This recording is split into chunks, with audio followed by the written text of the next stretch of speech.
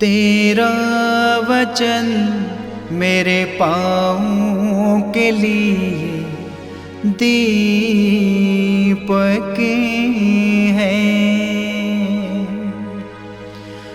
और मेरे मार्ग का उजियाला है। तेरा वचन मेरे पाँव के लिए दीपक है। पहला पाठ राजाओं का पहला ग्रंथ अध्याय 21 पद संख्या 1 से 16 तक। यिग्रेली नाबोत की एक दाखबारी थी जो सामरिया के राजा आहाब के महल से लगी हुई थी। आहाब ने किसी दिन नाबोत से कहा, अपनी दाखबारी मुझे दे दो, मैं उसे सब्जी का बाग बनाना चाहता हूँ, क्योंकि वह मेरे महल से लगी हुई है। मैं उसके बदले में तुम्हें उससे अच्छी दाखबारी दे दूंगा, या यदि तुम चाहो तो मैं तुम्हें उसका मूल्य चुका दूंगा। किंतु नाबोत ने आहाब से कहा, ईश्वर ये ना होने दे कि मैं आपको अपने पुरखों की विरासत दे दूं। आहाब उदास और क्रोध होकर अपने घर चला गया, क्योंकि यिग्रेली नाबोत ने उससे कहा था, मैं तुम्हें अपने पुरखों की विरासत नहीं दूंगा।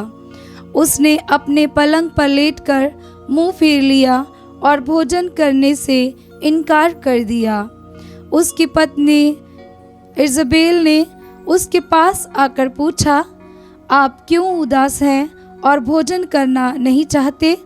उसने उत्तर दिया, मैंने यिग्रेली नाबोत से कहा, रुपया लेकर मुझे अपनी दाखबारी दो, या यदि तुम चाहो तो मैं उसके बदले में तुमको एक दूसरी दाखबारी दे दूंगा। उसने उत्तर में कहा, मैं आपको अपनी दाखबारी नहीं दूंगा। इस पर उसकी पत्नी इज़बेल ने कहा, वाह, आप इज़राइल के कैसे राजा हैं? उठकर भोजन कीजिए और प्रसन्न हो जाइए। मैं आपको यिग्रेली नाबोत की दाखबारी दिलाऊंगी। उसने आहाब के नाम से एक पत्र लिखा, उस पर उसकी मोहर लगाई और उसे नाबोत के नगर में रहने वाले नेताओं और प्रतिष्ठित लोगों के पास भेज दिया। उसने पत्र में ये लिखा, उपवास घोषित करो और लोगों की सभा में नाबोत को प्रथम स्थान पर बिठाओ। तब उसके सामने 2 गुंडों को बैठा दो, जो उस पर ये अभियोग लगाएं कि उसने ईश्वर और राजा को अभिशाप दिया है। इसके बाद उसे नगर के बाहर ले जाकर पत्थरों से मरवा डालो। नाबोत के नगर में रहने वाले नेताओं और प्रतिष्ठित लोगों ने इज़बेल के उस आदेश का पालन किया जो उनके पास भेजे हुए इज़बेल के पत्र में लिखा हुआ था। उन्होंने उपवास घोषित किया और लोगों की सभा में नाबोत को प्रथम स्थान पर बैठाया। इसके बाद 2 गुंडे आए, नाबोत के सामने बैठ गए और ये कहते हुए लोगों की सभा में नाबोत के विरुद्ध साक्ष्य देने लगे, नाबोत ने ईश्वर और राजा को अभिशाप दिया है। लोगों ने नाबोत को नगर के बाहर ले जाकर पत्थरों से मारा और वह मर गया। इसके बाद उन्होंने इज़बेल के पास ये कहला भेजा, नाबोत को पत्थरों से मारा गया और उसका देहांत हो गया है। इज़बेल ने यूं ही सुना कि नाबोत पत्थरों से मार डाला गया है, वह आहाब से बोली, उठिए और यिग्रेली नाबोत की दाखबारी को अपने अधिकार में कर लीजिए। जो नाबोत दाम लेकर आपको अपनी दाखबारी नहीं देना चाहता था, वह अब जीवित नहीं रहा, वह मर चुका है। आहाब ये सुनकर कि नाबोत मर चुका है, तुरंत ही यिग्रेली नाबोत की दाखबारी को अपने अधिकार में करने के लिए चल पड़ा। ये प्रभु की वाणी है। ईश्वर को धन्यवाद। भजन अनुवाक्य। हे प्रभु मेरी प्रार्थना पर ध्यान दे। हे प्रभु मेरी प्रार्थना पर ध्यान दे। हे प्रभु मेरी बात सुन, मेरी प्रार्थना पर ध्यान दे।